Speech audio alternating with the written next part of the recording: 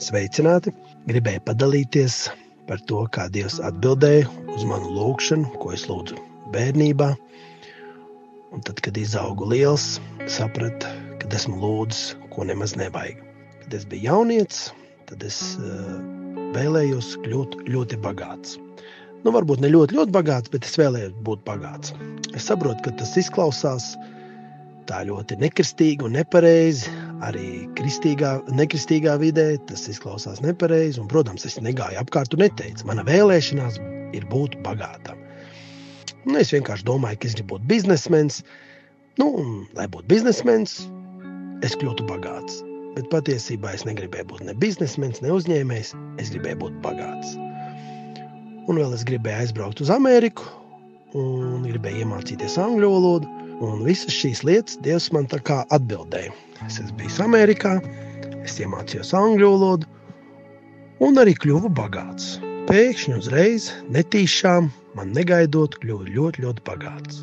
Un es biju pārsteigts, cik ļoti tā nauda mani pievīla, jo tajā dienā, kad es dabūju to lielo naudu, es vēl atceros, es biju Spicē, manā kontā ienāca milzīga nauda, un es sēžu, un skatos, tur ir Tommy Hilfiger veikals, un es eju garām tam veikalam, un atceros, kad es kādreiz esmu tur bijis, gājis garām un skaties, kāds skaists džempers, foršs, smuks džempers varētu nopirkt, tad es apstājos cenu, cik tā bija 200 eiro vai 250 eiro.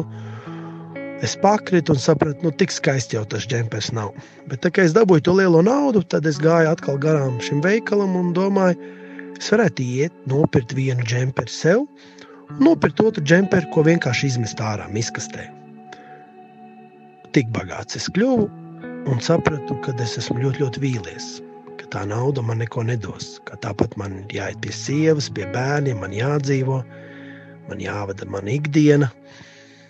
Un gāja laiks un sapratu, jā, patiešām, kad es biju jauns, tad mamma un mammas draudzene un mammas draudzenes meita, man visas trīs, katra savā laikā teica, ka Kaspariņ, nedzenies pēc naudas, nauda nedara laimīgu. Un es pēc savā sirdī viņām atbildēju, jūs vienkārši nemākat lietot naudu, kad es izaugšu liels un, ja kādreiz būšu bagāts, es mācēšu lietot.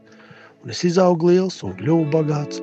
Un vīlos, ka patiešām es māku lietot naudu, bet tas būtu atšķirīgi, bet ka nauda patiešām nedeva laimi. Un gāja laiks un palika vēl trakāk. Ar laiku es iegūtu depresiju. Tas nebija tieši saistīts ar naudu, bet fakts kā tāds, es biju ļoti, ļoti bagāts. Man bija skaista sieva, bērni, liela māja, 2 mašīnas, labi kaimiņi, laba sievas māte, labs sievas tēvs, draugi, viss man bija, veselība, sievai, man, bērniem, bērni daudz, abi dzimumi. Man bija viss, ko varētu cilvēks vēlēties, man bija. Es dzīvoju Latvijā, man patīk Latvijā. Viss, es pat arī teicu cilvēkiem, prasiet, ko gribiet, man ir viss. Bet ar laiku es iegūtu depresiju. Tā depresija varbūt nebija liela un smaga, bet man bija depresija. Un es biju šokā, kad kas viss man ir, es biju kristietis arī, un viss bija, un man bija depresija. Man bija tik daudz naudas, ka nevajadzēja strādāt. Un tad es paklausīju Dievu, izdarīju to, ko Dievs vēlējās no manis, un tā depresija pazuda. Tad pagāja kāds laiks, es arī iegūtu Dievu mieru, Dieva prieku, un šobrīd naudas vairs nav. Naudas vairs nav necik. Tā sanāk paēst kaut ko, tā glaunā māja vairs nav, mašīnas nav 2, vispār mašīna man šobrīd ir iedota, man kāds iedeva. Sieva un bērni joprojām ir, un veselība arī, viss ir, bet naudas galīgi nav. Bet es esmu ļoti, ļoti, ļoti laimīgs. Un tad Dievs man tā kā jaunības vēlmi kļūt bagātam atbildēja. Un tad, kad es kļuvu bagāts, es sapratu, ka nevajadzēja lūgt Dievam naudu, vajadzēja lūgt Dievam laimi. Un to arī Dievs atbildēja. Un tagad man ir laime, bet naudas nav. Un vienreiz stāvu Circle K, maksāju par benzīnu un skatos tur reklāma. Tādā ekrāniņā, ka var vinēt eiro jackpot 120 miljonus. Loterijā var vinēt 120 miljonus. Es iedomājos, es nopirku loteriju un vinnētu 120 miljoni eiro. Tur kaut kāda nodokļa vai ko, palika pār, 70 miljoni.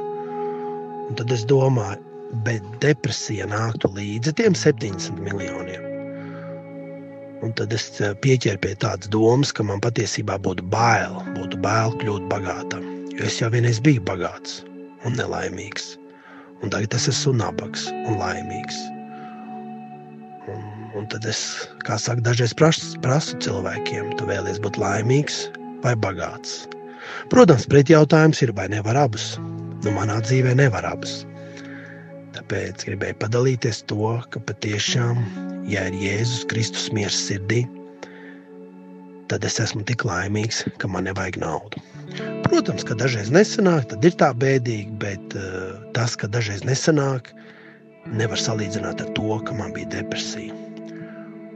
Un labāk būt pilnīgam nabagam un nekam nepiederēt, bet laimīgam Jēzu Kristu, nekā pilns konca naudu un depresiju. Tāpēc, lai Dievs jūs vada un mani vada, ka mēs dzenamies pēc Kristus, un tad jau viņš iedos tik naudiņu, cik vajag, un tik maz, cik vajag.